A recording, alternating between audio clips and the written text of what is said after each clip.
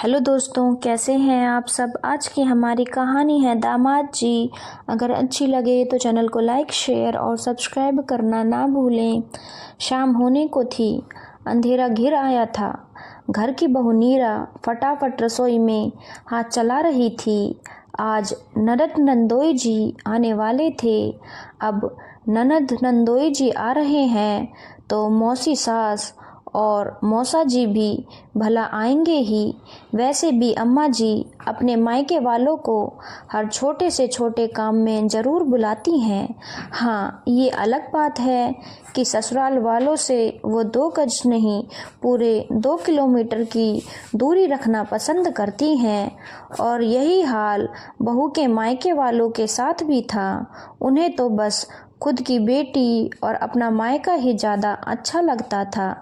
आज वैसे तो कोई ख़ास त्योहार नहीं है, ना ही घर में किसी की सालगिरह, पर अम्मा जी ने खास न्योता देकर अपनी बेटी और दामाद को बुलाया था, क्योंकि उन्हें लग रहा था कि उनकी बेटी दामाद को आए हुए बहुत दिन हो गए हैं। हाँ, ये बात अलग है कि अभी 10 दिन पहले ही तो आकर गई थी। और वैसे भी कौन सा अम्मा जी ने काम करना था। घर में बहू आने के बाद तो सास वैसे ही रिटायरमेंट ले लेती हैं। हाँ, पर ऑर्डर देना नहीं भूलती। तो इस कड़ाके की ठंड के अंदर अपनी बहू को लगा दिया काम पर। अब इतनी तेज ठंड हो और गाजर का हलवा और पकौड़ी ना बने, ऐसा थोड़ी नहीं हो सकता था। बस आज के मेन्यू में यही डिसाइड था। साथ में 3 तरह की सब्जी और पूरी अलग। घर के 7 सदस्यों के अलावा मेहमानों को मिलाकर 13 लोगों का खाना बनाना था। इसीलिए नीरा लगी हुई थी काम पर। मेहमानों के आने के पहले ज़्यादा से ज़्यादा काम कर लेना चाहती थी, क्योंकि मेहमानों के आने के बाद चाय पानी पकड़ाने का काम भी नीरा को ही करना था। मदद करने में भी कोई रसोई में नहीं आता था। जैसे तैसे सब्जियां और हलवा तैयार करके रख ही रही थी कि इतने में मेहमान आ गए। फटाफट गैस पर चाय का पानी चढ़ाया और गिलास में पानी डालकर ट्रे में सजाकर मेहमानों के पास ले गई। पानी देखते ही ननद बोली, भाभी आपको इतना भी नहीं पता, बाहर कड़ाके की ठंड है, पानी कौन पिएगा। आप तो फटाफट से चाय ले आओ। अपनी बेटी की बात सुनकर अम्मा जी भी बोली, अरे इतना सहूर तो खुद को ही होना चाहिए। पर इसे क्या पता कि आज बाहर कड़ाके की ठंड है, ये तो रसोई में आराम से काम कर रही है, इसे तो गर्माहट मिल रही है। हालत तो ठंड में हमारी खराब हो रही है। सुनकर एक बार तो नीरा को लगा कि जवाब दे दे कि अभी 10 दिन पहले भी ठंड थी। अब वो सीधा चाय लेकर ही आई थी, तो यही ननद जी उस दिन भी मुझे सहूर सिखा रही थी। और यहाँ अम्मा जी कितनी बड़ी गलतफहमी में हैं कि कड़ाके की ठंड में बहू तो गर्माहट में काम कर रही है। अरे यहाँ पानी में हाथ देने में सबकी हालत ख़राब हो जाती है। यहाँ रसोई में काम करते करते कितने ढेरों बर्तन निकलते हैं, कितनी बार सब्जियाँ धोनी पड़ती हैं। क्या उन सब के लिए गीजर लगा रखा है। खैर, अपनी अपनी बात को अपने मन में ही रखकर नीरा वापस रसोई में आई। फटाफट चाय बनाकर सबको चाय पकड़ाई और रसोई में आकर फटाफट बड़े चूल्हे पर बड़ी कढ़ाई तेल भरकर चढ़ा दी। फटाफट पूरी और पकौड़ी तलने लगी। पहले पुरुषों और बच्चों को बिठाया गया। अम्मा जी, मौसी जी और ननद मनुहार करके उन्हें खिलाने लगी। मनुहार के नाम पर जबरदस्ती थाली में एक्स्ट्रा खाना डाले जा रही थी। जब पुरुष और बच्चे खाना खाकर उठे तो थाली में काफ़ी झूठन पड़ा हुआ था। उसके बाद बैठी महिलाएं, लेकिन उन महिलाओं में घर की बहू का नाम नहीं था। अम्मा जी बड़ी मनुहार करके अपनी बेटी, बहन और भांजी को खाना परोस रही थी। और फिर वही हुआ। इनकी थाली में भी जूठन पड़ा हुआ था। मौसी जी अपने परिवार के साथ खाना खाकर रवाना हो गई, पर ननद और नंदोई अभी भी वहीं थे। अभी नीरा का खाना खाना बाकी था। इतने में अम्मा जी ने नीरा को आवाज़ लगाई, अरे बहू, थोड़ा खाना अपनी ननद के लिए भी बांध देना। कहाँ सास ससुर और देवर के लिए जाकर खाना बनाएगी। नीरा ने खाने के बर्तन खोल कर देखे तो खाना इतना बचा नहीं था, पर अम्मा जी बोल चुकी थी तो थोड़ा बहुत तो पैक करना ही था। इसीलिए थोड़ा थोड़ा अपने लिए निकाल कर बाकी का सामान उसने पैक कर दिया।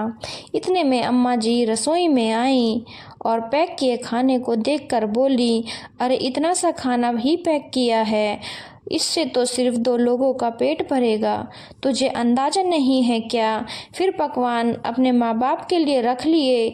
अम्मा जी की बात सुनकर नीरा बोली, नहीं अम्मा जी, इतना ही खाना बचा है, बाकी ख़त्म हो गया है।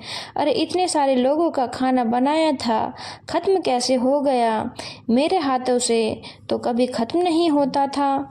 इतने में अम्मा जी की नज़र उस थाली पर पड़ी जिसमें नीरा ने अपने लिए थोड़ा सा खाना निकाल कर रखा था।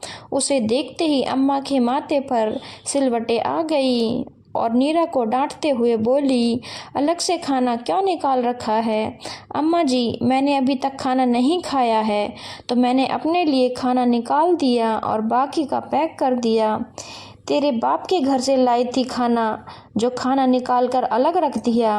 अरे घर की बहू तो वही होती है जो अपने ससुराल वालों की इज्जत के लिए कुछ भी कर जाए।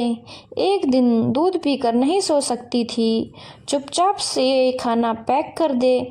मैं बाहर बोल चुकी हूँ, अब तो ये खाना बिटिया के घर ही जाएगा। अम्मा जी की बात सुनकर नीरा हैरानी से अम्मा जी को देख रही थी। कोई औरत इतनी निष्ठुर कैसे हो सकती है? बेटी ससुराल जाकर खाना न बनाए, उसे परेशानी न हो, पर बहू की भूख से इन लोगों को कोई लेना देना नहीं था। नीरा देखती ही रह गई और अम्मा जी ने वो थाली भी साफ कर पैक कर दी। जब तक नीरा पूरी तरह से होश में आती, तब तक ननद रानी खाना लेकर जा चुकी थी, पर नीरा उन लोगों में से नहीं थी जो चुपचाप रह जाए। बस उसने इस तरह के व्यवहार की उम्मीद नहीं की थी। घर के बाकी सदस्यों को तो पता भी नहीं था कि खाना खत्म हो चुका है। अम्मा जी तो थकावट का बहाना बनाकर अपने कमरे में जाकर आराम करने लग गई।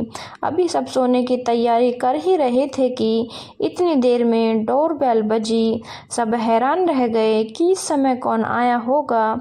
खुद बाबूजी ने जाकर दरवाज़ा खोला तो सामने एक लड़का खड़ा था। उसने बाबूजी से कहा, मैं डिलीवरी बॉय हूँ, आपके घर से खाने का ऑर्डर था। उसकी बात सुनकर बाबूजी बोले, अरे तुम्हें कोई गलतफहमी हुई होगी बेटा, हमारे घर से तो कोई ऑर्डर नहीं किया गया है। इतने में पीछे से नीरा आ गई और बोली, नहीं नहीं बाबूजी, मैंने ऑर्डर किया था, और डिलीवरी बॉय को पैसे देकर अपना पार्सल लेकर कमरे की तरफ जाने लगी। जब तक घर के बाकी सदस्य भी बाहर निकल आए, बाबूजी ने नीरा को रोककर पूछा, बेटा आज तो घर में इतने पकवान बने हैं, फिर भी तुम बाहर से खाना मंगा कर खा रही हो। उनकी बात सुनकर नीरा ने अम्मा जी की तरफ देखते हुए कहा, हाँ बाबूजी, पकवान तो बने थे, पर घर की बहू के लिए नहीं थे। चाहे खाना मनुहार के नाम पर कूड़े में फेंक दिया गया हो, पर बहू के लिए थोड़ा सा खाना छोड़ना भी किसी ने ठीक नहीं समझा। अपनी इज्जत के नाम पर बहू को दूध पीकर सोने के लिए कहा जा रहा था, पर मैं समझौता करने वालों में से नहीं हूँ। मुझे भूखे पेट नहीं नींद आती और दूध से मेरी भूख नहीं मिटती। रात के 10 बज रहे हैं और दोपहर से इतनी मेहनत करते करते मैं थक चुकी हूँ, इसीलिए अपने लिए खाना ऑर्डर कर लिया। कहकर नीरा अपने कमरे में जाकर खाना खाने लगी। पीछे से बाबूजी अम्मा जी को लताड़ रहे थे, आज के बाद मेहमान बुलाने से पहले सोच लेना, मनुहार और बर्बादी का फ़र्क नहीं पता तुम्हें। खाना पेट भरने के लिए होता है, फेंकने के लिए नहीं। कितना खाना तुमने मनुहार के नाम पर बर्बाद बर्बाद कर दिया। ऊपर से बेटी को ससुराल जाकर खाना न बनाना पड़े, इसीलिए बहू के हिस्से का खाना भी उसके लिए पैक कर दिया। अपनी बेटी के लिए खाना पैक करना ज़रूरी था क्या? जो खाना बना रही थी उसके लिए ही खाना नहीं बचा। खबरदार, आज के बाद मैंने सुना कि बहू के लिए घर में खाना है ही नहीं। बाबूजी के गुस्से के आगे अम्मा जी कुछ न बोली। वो दिन था और आज का दिन, जब भी घर में मेहमान आते तो खुद बाबूजी रसोई में जाकर ज़रूर चेक करते कि बहू के लिए खाना बचा है या नहीं। साथ ही साथ मनुहार के नाम पर खाना कूड़े में न फेंकने देने के लिए बोलते। धन्यवाद दोस्तों। अगर आपको कहानी अच्छी लगी हो तो चैनल को लाइक, शेयर और सब्सक्राइब करना ना भूलें।